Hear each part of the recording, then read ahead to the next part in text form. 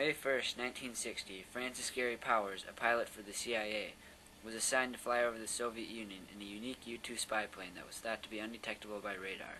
His objective was to take precise photographs that would be evidence as to how far advanced the Soviet Union was in the Cold War. What was not known, however, was that the Soviet Union had tracked the aircrafts all 24 times they were flown over the country. On May 1st, American officials were in a tight spot. The Soviet Union would finally act against this U-2 spy plane operation.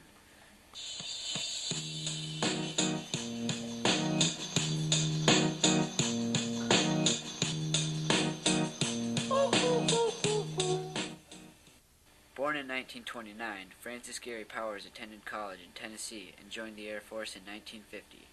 After 6 years, he was a captain and transferred over to the U-2 program run by the CIA. He was told by the CIA that his cover story would be that he was an employee of NASA. Powers' first mission in the Soviet Union was to be a flight from Peshawar, Pakistan to Bodo, Norway. It would be a 9.5-hour flight, during which he would photograph Soviet Union sites that indicated progress, primarily in missile production. The camera he was equipped with was powerful enough that he could read a newspaper headline over somebody's shoulder from 60,000 feet in the air. The flight was scheduled for May Day, a largely celebrated holiday in the Soviet Union. The U-2 plane that Powers used was named Black Lady. As this was flying above the Soviet Union, he was tracked by Soviet radar. 1,200 miles deep inside the Soviet Union, Powers was shot down by a Soviet SA-2 missile. While it has not been determined whether the missile actually hit the plane, Powers insists that it did not. As the plane was descending to the ground, Francis ejected himself from the plane, but failed to detonate an explosive that would destroy the plane and eliminate any evidence. Powers parachuted and landed in Sverdlovsk, where he was captured. After being captured, Francis was discovered as a spy because of a suicide needle and cameras found on him. Suicide needles are to be used when a pilot is in a situation that Francis was in, to keep information concealed. Shortly after use, the pilot would die. When Powers failed to arrive in Norway, CIA officials sensed that something bad had happened. Their thoughts were reinforced when they intercepted a radio call stating that a plane was being intercepted over the Soviet Union. Dwight D. Eisenhower, President of the United States at the time, who requested the mission, acted on the situation by covering up with a statement he released to the Soviet Premier, Nikita Khrushchev, on May 3rd. His memo stated that a weather plane had become off course while performing studies in the sky, when, due to a lack of oxygen in the cockpit, the pilot fell asleep. The anti-pilot then navigated the plane off course deep into the Soviet Union. Nikita Khrushchev used this statement and the incident to his advantage at the summit meeting in Paris between the United States, Soviet Union, France, and the United Kingdom. Khrushchev responded to the statement by saying that on May 1st, a military aircraft violated the boundary of the Union of Soviet Socialist Republics and flew for more than 1,200 miles into the Soviet Union. Nikita Khrushchev had the upper hand going into the summit meeting because of the extent to which American officials tried to cover up the U-2 spy plane incident. Before the summit meetings on May 15th, Eisenhower learned that Khrushchev wished for Eisenhower to suspend further flights, admit that the U-2 flights were not necessary, and punish the individuals responsible for the flights. During the conference, he repeated the request, and Eisenhower complied, stating that the flights were postponed for as long as he was president. Khrushchev then asked for an apology, and when not receiving one by Eisenhower, withdrew from the summit and canceled his plans for Eisenhower to visit the Soviet Union.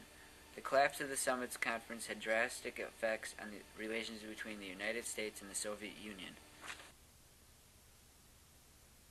The downing of the U-2 spy plane sparked confusion and distress within the American people.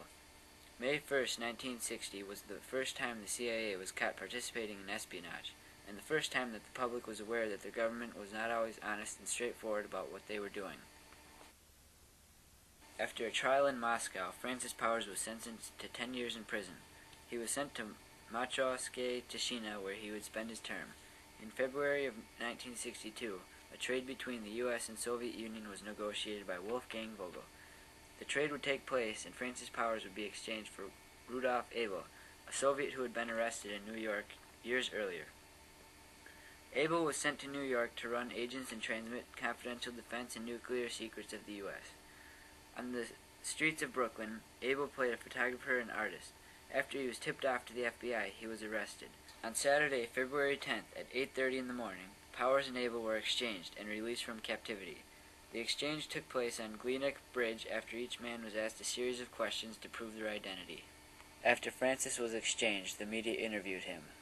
Russians told you repeatedly that you were hit by the first shot of a rocket. Not the first, the very first. By the very first shot of a rocket. Yes. And you said they said it so often that you inclined to believe that they didn't believe it. Now, could you explain that? No, I said that they said it so often that I was inclined not to believe it. If they had used a rocket, it seemed to me that the act would have spoken for itself, and they shouldn't have to keep telling me that it was the very first shot of something. And you feel really it might have been a near miss. Is that your own feeling? Well, I'm sure that there was no